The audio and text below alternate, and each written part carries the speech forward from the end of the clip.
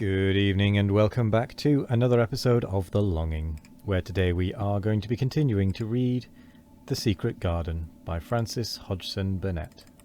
So, let's get going. "May I?" she said tremulously. Her anxious little face seemed to worry him more than ever. "Don't look so frightened," he exclaimed. "Of course you may.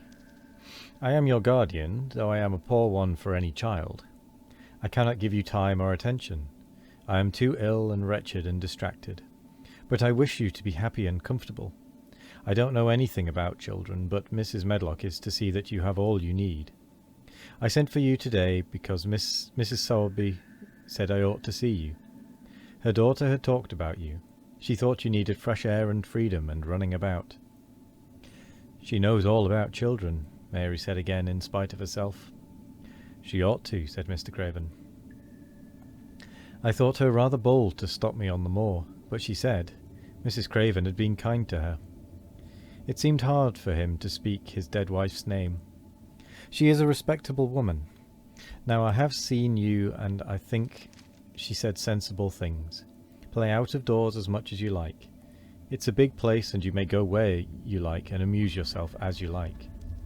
Is there anything you want?" As if a sudden thought struck him. "Do you want toys, books, dolls?" "Might I," quavered Mary, "might I have a bit of earth?" In her eagerness she did not realize how queer the words would sound, and that they were not the ones she had meant to say. Mr. Craven looked quite startled. "Earth?" he repeated. "What do you mean?" "To plant seeds in. To make things grow, to see them come alive," Mary faltered. He gazed at her a moment and then passed his hand quickly over his eyes. "Do you care about gardens so much?" he said slowly. "I didn't know about them in India," said Mary.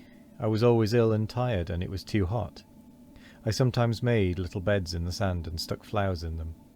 But here it is different." Mr. Craven got up and began to walk slowly across the room. "A bit of earth," he said to himself, and Mary thought that somehow she must have reminded him of something. When he stopped and spoke to her, his dark eyes looked almost soft and kind. "You can have as much earth as you want," he said. "You remind me of someone else who loved the earth and things that grow. When you see a bit of earth you want, with something like a smile, take it, child, and make it come alive." "May I take it from anywhere, if it's not wanted?" "Anywhere," he answered. "There. You must go now. I am tired." He touched the bell to call Mrs. Medlock. "Goodbye. I shall be away all summer." Mrs. Medlock came so quickly that Mary thought she must have been waiting in the corridor. "Mrs. Medlock," Mr. Craven said to her, "now I have seen the child, I understand what Mrs. Sowerby meant. She must be less delicate before she begins lessons. Give her simple, healthy food. Let her run wild in the garden. Don't look after her too much. She needs liberty and fresh air and romping about. Mrs. Sowerby is to come and see her now and then, and she may sometimes go to the cottage."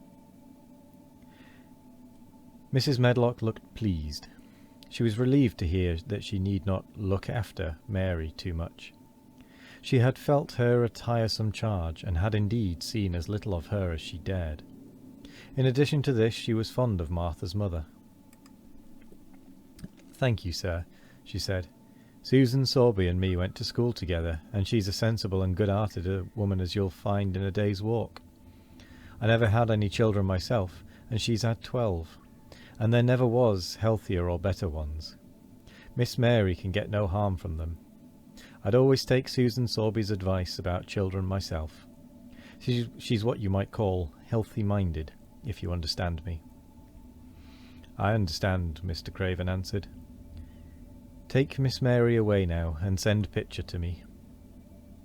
When Mrs. Medlock left her at the end of her own corridor, Mary flew back to her room. She found Martha waiting there. Martha had, in fact, hurried back after she had removed the dinner service. "I can have my garden," cried Mary. "I may have it where I like. I am not going to have a governess for a long time. Your mother is coming to see me, and I may go to your cottage. He says a little girl like me could not do any harm, and I may do what I like, anywhere." "Eh," said Martha delightedly. "That was nice of him, wasn't it?" "Martha," said Mary solemnly, "he's a really nice man. Only his face is so miserable, and his forehead is all drawn together." She ran as quickly as she could to the garden. She had been away so much longer than she had thought she should, and she knew Dickon would have to set out early on his 5-mile walk. When she slipped through the door under the ivy, she saw he was not working where she had left him. The gardening tools were laid together under a tree. She ran to them, looking all round the place, but there was no Dickon to be seen. He had gone away, and the secret garden was empty, except for the robin who had just flown across the wall and sat on a standard rose bush, watching her. "He's gone," she said woefully. "Oh, was he only a wood fairy?" Something white fastened to the standard rose bush caught her eye. It was a piece of paper. In fact, it was a piece of the letter she had printed for Martha to send to Dickon. It was fastened on the bush with a long thorn, and in a minute she knew Dickon had left it there. There were some roughly printed letters on it, and a sort of picture. At first she could not tell what it was. Then she saw it was meant for a nest with a bird sitting on it. Underneath were the printed letters, and they said, "I will come back." Chapter 13. I am Colin. Mary took the picture back to the house when she went to her supper, and she showed it to Martha. "Eh," said Martha with great pride, "I never knew our Dickon was as clever as that. That there's a picture of a missel thrush on a nest, as large as life and twice as natural." Then Mary knew Dickon had meant the picture to be a message. He had meant that she might be sure he would keep her secret. Her garden was her nest, and she was like a missel thrush. Oh, how she did like that queer common boy. She hoped he would come back the very next day, and she fell asleep looking forward to the morning. But you never know what the weather will do in Yorkshire, particularly in the springtime. She was awakened in the night by the sound of rain beating with heavy drops against her window. It was pouring down in torrents, and the wind was wuthering round the corners, and in the chimneys.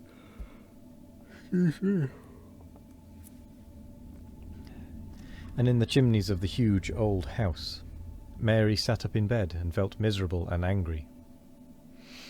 "The rain is as contrary as I ever was," she said. "It came because it knew I did not want it." She threw herself back on her pillow and buried her face. She did not cry, but she lay and hated the sound of the heavily beating rain. She hated the wind and its wuthering.